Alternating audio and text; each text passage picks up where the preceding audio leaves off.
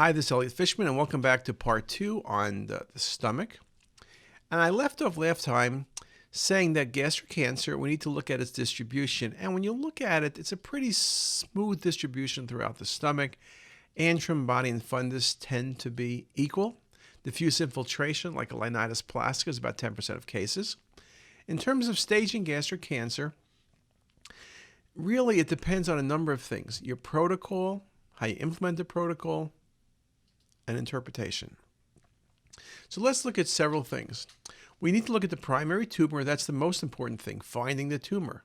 Then looking for local spread, typically nodes and liver. And then distant metastasis, which can be carcinomatosis, can be to ovary, can be to peritoneal cavity. When you look at the various appearances of gastric adenocarcinoma, we see focal thickening. We talk about polypoid lesions. We talk about diffuse wall thickening with or without lobulations. We talk about bulky tumor with or without ulcerations and diffuse infiltrations. And there's no doubt the larger the tumor, the easier it is to pick up. The minimal thickening is the biggest challenge. We talk about a T staging with minimal wall thickening being T1, moderate wall thickening being T2 without spread to soft tissues around the stomach, T3, moderate tumor with perigastric spread, and T4, adjacent organ infiltration. Now, the question always is, when do you call gastric cancer versus just simply minimal thickening?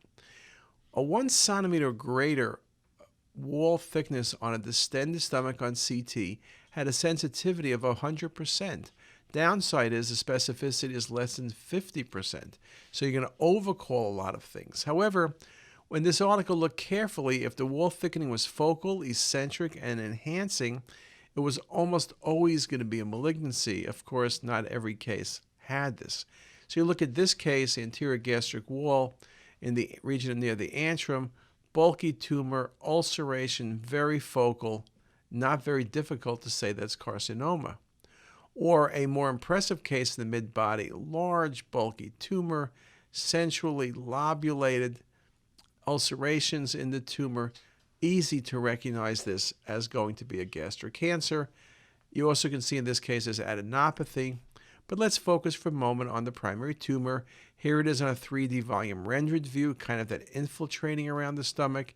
And here it is from a coronal view. We really can see the appearance, polypoid, infiltrating, just a very, very nice example. Bulky gastric adenocarcinoma.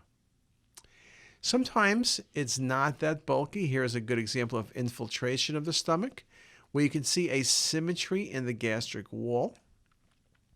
You can see on the axials when I get through the body of the stomach, and antrum, it looks okay. But now in the coronal, there it is. The fundus is thickened and the lesser curvature is thickened. Very nice example of infiltration. And again, the coronals can be very helpful in these cases. Sometimes you will tend to undercall disease or perhaps even overcall disease, depending on the situation. But when you start looking at the coronals and the axials, like in this case, you can truly recognize the gastric wall thickening here as opposed to the normal gastric wall in red. Very easy to make that diagnosis. I mentioned sometimes you have the equivalent of Linitis plastica. Here, the importance is technique. The stomach was well distended. This is this patient's stomach. This is as good as it gets. This infiltration from the fundus down through the antrum. Coronal views very nicely shows a classic example of Linitis plastica. It could be primary to the stomach or it could be metastatic to the stomach. Sometimes tumors are more subtle. Here's an example by the GE junction, which is one of our challenging areas, but there's very faint calcification in the lesion. And when you take that axial and go to coronal, it's much easier to appreciate the tumor infiltration. And here are some 3D renderings. Calcification means it's a mucinous adenocarcinoma, diffusely infiltrating, bulky, very, very classic. When you look at the accuracy of CT for lymph node involvement, a little bit depends on location of the nodes and, of course, size of the nodes and attenuation of the nodes. There have been several articles looking at nodal disease as based on site. Typically, we would always say almost any nodes by the celiac or SMA, very common areas for gastric cancer, esophageal cancer to go. Anything above 6 or 7 millimeters would be considered abnormal. And this article by Sato makes the point, different areas. They talk about between 7 to 9 millimeters, and that gives you a pretty high accuracy. But again, with gastric cancer, we know the nodes are often small. So when I see small nodes, particularly near the celiac axis, I'm going to report them positive. Typically, we talk about a centimeter or 15 millimeters or 2 centimeters for abnormal nodes. But in gastric cancer, anything above 6 millimeters to me is going to be a problem. And there have been a number of articles that talk about this. 6 to 8 millimeters is the typical cutoff. So if you see it, it's probably going to be abnormal. Good example of a lesser curvature tumor, bulky tumor with large nodes in the celiac axis region, a very favorite nodal chain. Here it is again in the coronal view. You can see the adenopathy surrounds the celiac, almost has the look of what you would expect with a pancreatic adenocarcinoma. At times, pancreatic adenocarcinomas can simulate or one can overlook the presence of a gastric mass and be focusing on a primary pancreas, where it's really a gastric process. And here's an example of a patient who presented to a pancreatic conference with a pancreatic mass. You look quickly, image on the left looks like a pancreatic mass, but then you look and there's no dilated ducts, and if you look, you see in the fundus of the stomach, there's a large mass present. There's nodes in the celiac axis, and what you're dealing with is a gastric adenocarcinoma with nodes in the portal cable space, nodes in the aortic cable space, and left paraortic zone. Lots of nodes present, simulating pancreatic cancer, or at least those portal cable nodes. Looking carefully at the whole image, it was easy to make the right diagnosis. Now we talk about local cancer spread. Here's a lesion in the fundus, which is spreading into the soft tissues around the celiac and into the infiltrating zone around there. Or in this case, there's infiltration of the antrum, which we follow downward into the mesentery. Or in this case, infiltration of the antrum of the stomach, extensive tumor, and then on coronal, the tumor grows down the gastrocolic ligament. We now have a fistula in communication between the gastric cancer and the transverse colon. That's not an uncommon complication, but just very, very nicely shown in this example. Now, in terms of higher grade T3, T4 tumors, Kim made the point that adding NPR to transverse CT images improved the capability for distinguishing T3 from T4 lesions and predicting adjacent organ involvement.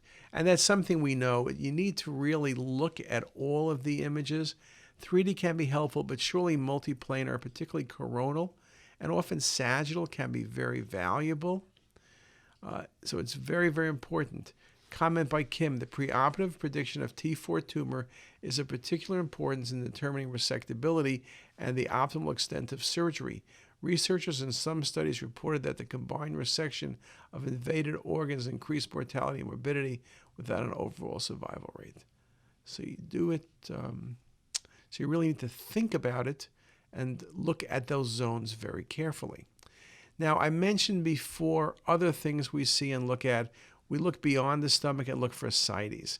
Carcinomatosis, nodularity on the omentum, nodularity on the mesentery, and ascites are some of the hallmarks of gastric cancer. Here's a nice infiltrating gastric cancer throughout the stomach and the extensive ascites present. Or in this case, with tumor infiltration of the antrum, basic gastric outlet obstruction, and look at the omentum, look at the carcinomatosis anteriorly. And another example here with extensive carcinomatosis. The omentum, very common location from spread from gastric cancer. Now I mentioned with gastric cancer, we talk about distant mets, we can talk about to the pelvis. You can get drop metastasis on the colon, but you also get metastasis to the ovaries, so-called Krukenberg tumors. They can be very large. Sometimes the challenge is people diagnose the ovarian masses first and say ovarian metastatic to stomach rather than stomach metastatic to ovary. Sometimes it can be tricky. Krukenberg tumors can be unilateral or bilateral. They can be very large. So a very important diagnosis.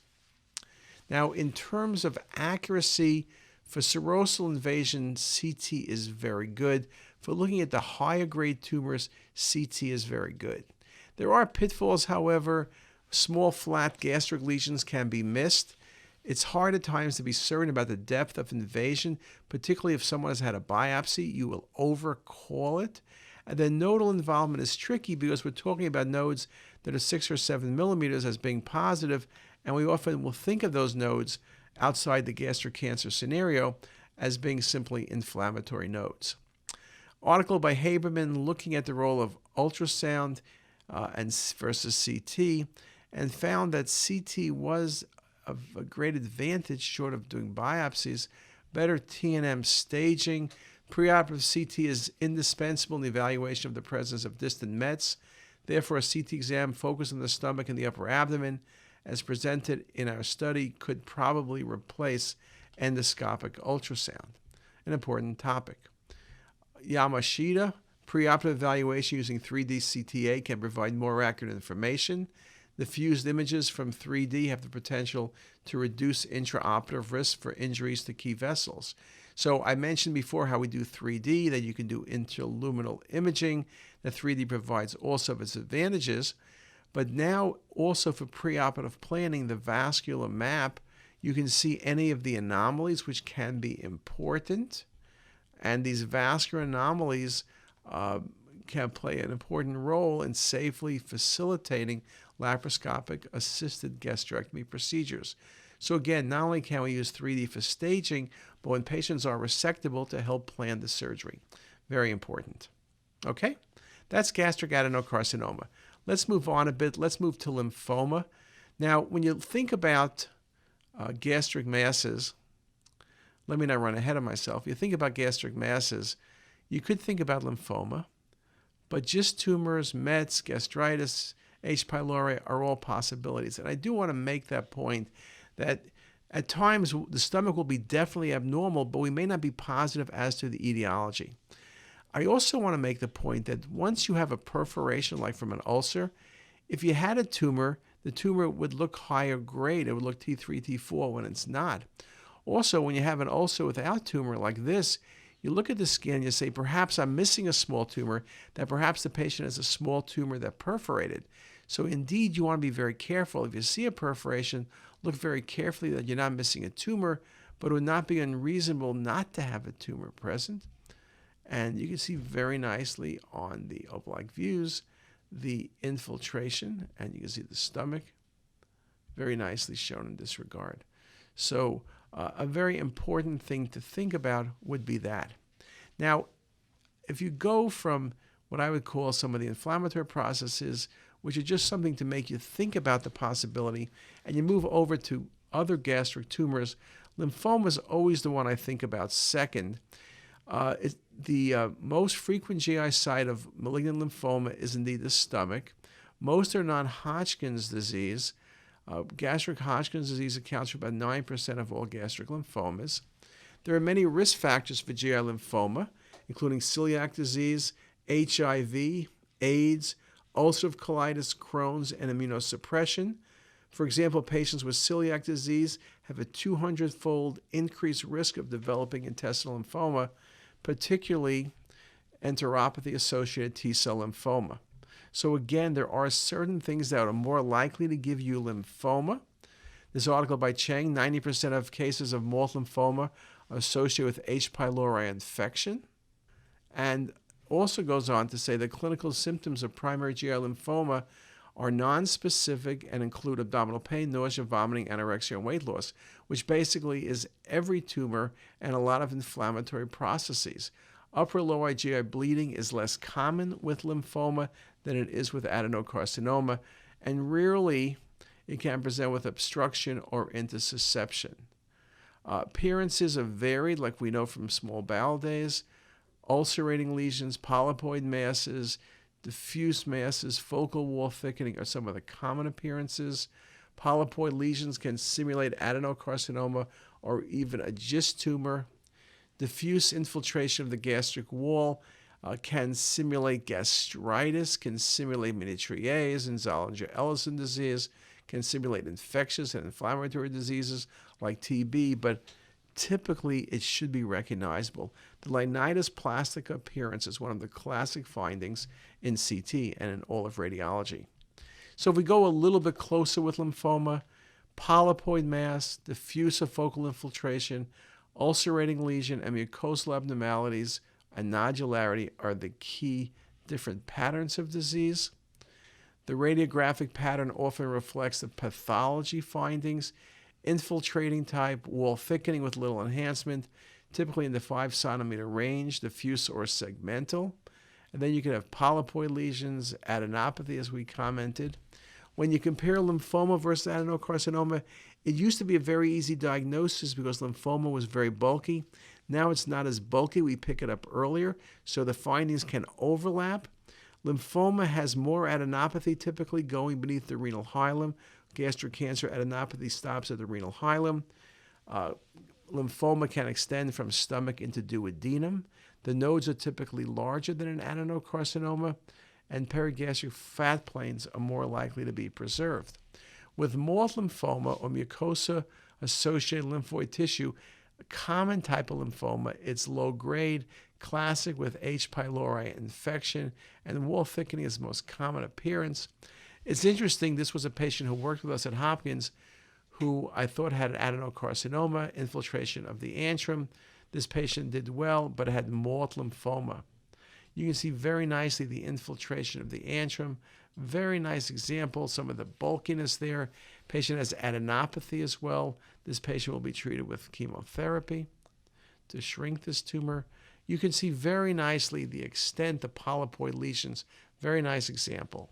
Or this case of infiltration of the antrum. If I told you this was adenocarcinoma, you would believe me. So it can be very, very challenging. Now, the last type of tumors that really we tend to think about are gastric GIST tumors. And perhaps what I'll do is let me stop here and we'll start with gastric GIST tumors in the next session. Thanks a lot.